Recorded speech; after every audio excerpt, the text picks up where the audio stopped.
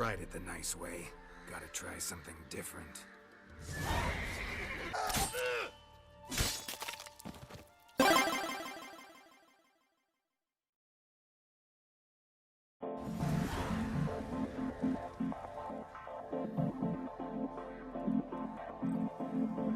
To say that The Witcher 3 had a profound impact on the gaming world when it was released in 2015 would be a little bit of an understatement. I had previously played the first two on PC, but was never really hooked on them. I liked the games, but was never hooked, and then boom! CDProjektRed slapped me in the face and the world with their humongous, penis-sized The Witcher 3 Wildhunt, and I fell in love.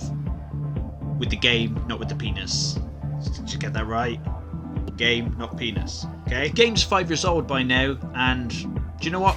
Fudge it. I'll go through the motions. The story of The Witcher 3 follows Geralt of Rivia, a witcher, monster hunter for hire, as he searches for his adopted daughter Ciri. Ciri was trained as a young girl to be a witcher, although she never underwent the trial of grasses, which is the creepy combo of potions and soft-core magic porn, which gives a witcher his or her abilities, or in Geralt's case, white hair. But Geralt is not the only one searching for Ciri. Yennefer of Vengerberg, one of Geralt's witch squeezes, is also working on behalf of the Nilfgaardian Emperor Emir von Everis, who is Ciri's biological father, apparently. Together, Geralt, Yennefer, and a whole host of amazing characters, including Dandelion and the rest of there's far too many characters. I don't want to make this review too long, but yeah, there's so many great characters. They all go looking a lot across all of the continent, the Isles of Skellige, all for this one girl who is the child of the Elder Blood. And the Wild Hunt, a band of badass armored scary dudes, are also searching for her as well.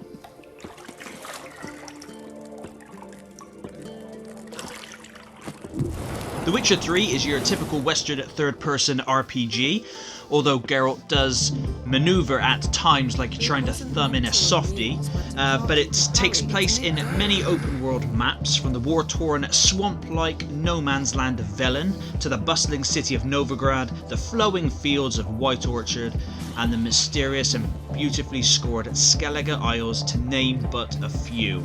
As a witcher, your main lot in life is chopping the bollocks off of any monsters that you come into contact with, as long as you're getting the coin that you can increase by demanding more, or even further on down the line using Axii to brainwash them in a sort of Jedi mind trick.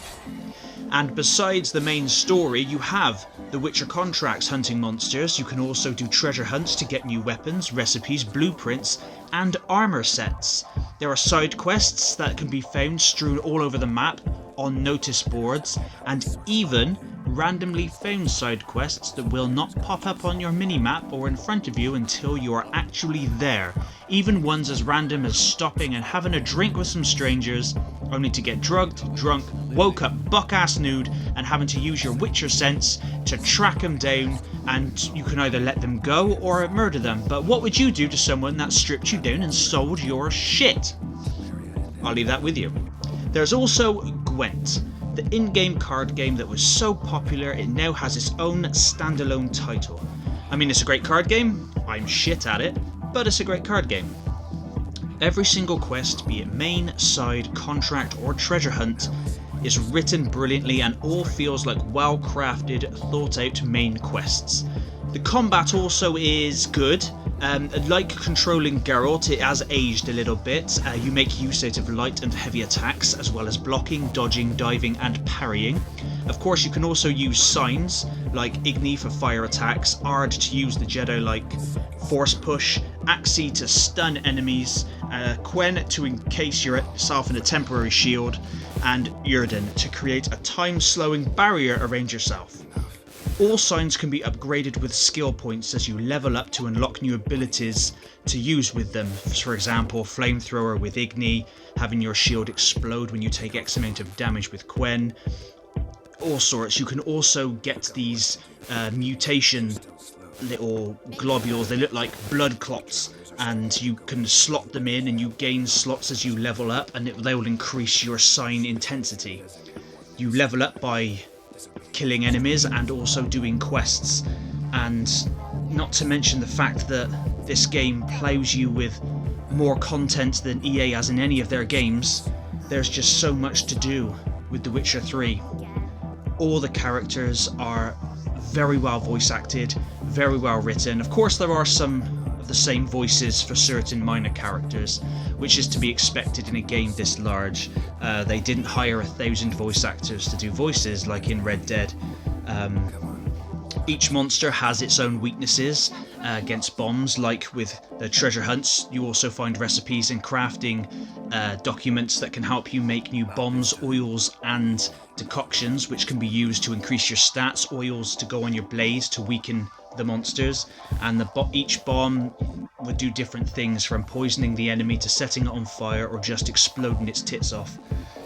You can equip what you want as and when you want, including new headdress and saddle for your horse Roach, and also you can basically upgrade what is the most useless weapon in the game, which is your crossbow, which can be used if you so wish. I never really use it, but yeah, there's a full-on bestiary where you can learn all about the monsters. There's also a in-game encyclopedia about all the characters and events that you can learn about absolutely everyone and anything. If you so want to, you can go and smash the granny off of some prostitutes in a brothel. I mean, that's there. There's also horse racing that you can encounter. Not only that, there's also many question mark, which is checklist gaming, I suppose, but this is good checklist gaming. There's monster hideouts, there's caves, there's like rune stones where you can gain an ability point and it will increase your sign intensity. And yeah, there's so much. I mean, obviously the game's 5 years old. I'm not going to rattle on. I could go on forever. Do you know what? I'm going to go on forever. I'd sit there for the next few hours whilst I tell you everything about The Witcher 3. One eternity later. Whew. So yeah, I hope that all sank in, and thank you very much for sitting there and listening to me rambling on for, what, 15 hours? Oh, fuck a duck. Anyway, basically, The Witcher 3 is an RPG masterpiece. Everything from its interesting and funny characters, its deep quests, and all the mechanics to do with the monster hunting, and its ability, like I said, to plow you with more content than EA has brain cells, to be honest. This game easily gets 10 out of 10. The standard is 10 out of 10. I think it's won more awards than any game in history. But yeah, even though 5 years later in 2020, if you've never played The Witcher 3, what are you doing with your life? Get out there and play it. Doesn't matter what you get it on, the Switch version as well is a technical masterpiece. How they got it on there, I'll never know. But thank you very much for watching this review. Thank you for making it to the end if you have. Please go subscribe on YouTube. Please go follow me on Twitch, Twitter, Instagram. And until next time, I'll see you later.